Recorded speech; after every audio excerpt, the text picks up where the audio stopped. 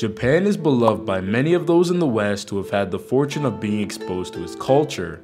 This is mainly due to the various cultural exports such as anime, manga, martial arts, poetry, popular video games, technology, fashion, and cuisine. These exports have served as gateways to learning more about this unique culture and people, and has contributed greatly to its thriving tourism industry. When learning more about the Japanese culture, many positive societal and behavioral characteristics seem to stick out to foreigners, which leads to the questions such as, why is Japanese culture and society the way it is, and what is the underlying philosophy behind it all? In this video, I'm going to answer these questions by introducing a few philosophical concepts that will help you better understand the Japanese way of being. So without further ado, let's get into it, and don't forget to like and subscribe for more informative videos. From the outside looking in, Japanese people are perceived as being extremely polite, especially in comparison to other cultures. This perception mainly stems from the observation of their relatively non-confrontational temperament and the fact that they customarily bow when greeting each other. This type of behavior comes from the philosophy of wa, meaning group harmony, and the concept of hone and tatamai. Wa is a philosophy that refers to peaceful unity and conformity within a social group in which members prefer the continuation of a harmonious community over their personal interests. And hone and tatamai are roughly translated to one's true feelings and the face one wears in public. These two concepts intertwined are the keys to understanding the culture of politeness in Japan.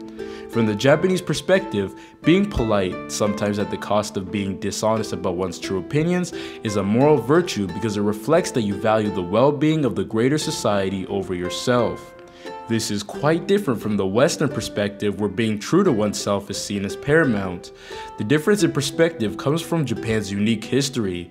These philosophies can't be traced to one individual, rather it stems from a combination of the values found in Shintoism, Zen Buddhism, and Confucianism, where respect for nature and the people that surround you is emphasized.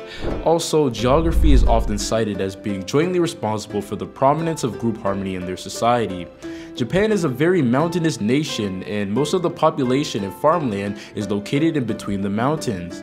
Not to mention, Japan is currently the 10th most populated country in the world. This makes for a very crowded society, especially in metropolitan areas. Therefore, group harmony and politeness is extremely essential to the function of the nation and is deeply ingrained in the mindset of its people.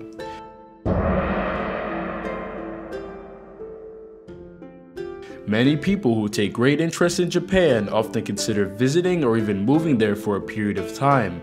Upon considering this idea, they research the work conditions and general company culture and eventually find out just how hard-working people are in Japan. They learn about how not working overtime is often looked down upon, or about how people taking a nap in the middle of their shifts is commonplace, or about people even dying due to exhaustion and lack of sleep. Once discovering this information, you can't help but wonder why Japanese people are so dedicated to their work and why the company culture is so intense. There are many reasons behind this behavior, but first let's look at the philosophy of Kaizen. Kaizen is roughly translated to continuous improvement and is a long-term approach to work that systematically seeks to achieve small incremental changes in processes in order to improve efficiency and quality. This philosophy rose to prominence in Japanese company culture after World War II and is in part responsible for Japan's economic boom lasting up until the end of the Cold War.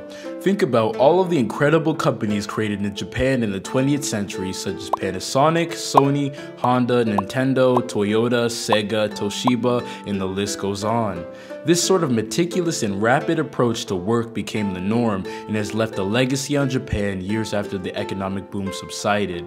However, on top of the philosophy of Kaizen still lies the philosophy of wa, which gives Japanese people a unique sense of loyalty towards their country, which leads to a great feeling of duty and integrity when it comes to one's occupation within society.